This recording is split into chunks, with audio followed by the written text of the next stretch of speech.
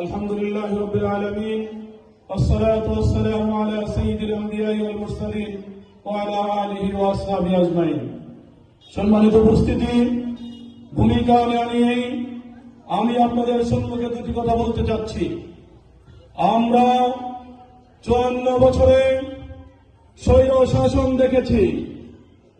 আমরা এই 54 বছরে জালিমের শাসন দেখেছি, ফ্যাসিবাদের শাসন দেখেছি। বাংলার মানুষ এতে মুক্তি পায় নাই। বাংলার মানুষের স্বাধীনতা তারা অর্জন করতে পারে নাই। 24 গণঅভ্যুত্থানের পরে নতুন স্বাধীনতা উন্মোচিত হয়েছে। আমরা আশাবাদী ইসলামী সরকার যদি আসে, মানুষের সমস্ত স্বাধীনতা পূর্ণ হবে, তার চাহিদাকে পূর্ণ করতে পারবে।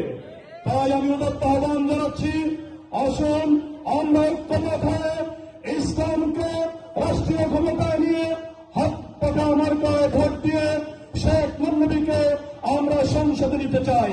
এই আহ্বান রেখেই আগামী শনিবারে বিশাল র্যালি মিছিলের 9টার আহ্বান রেখেই আমি আমার বক্তব্য শেষ করছি। আসসালামু আলাইকুম। সংগ্রামী সাথী বন্ধুগণ, আজকের কর্মী সম্মেলন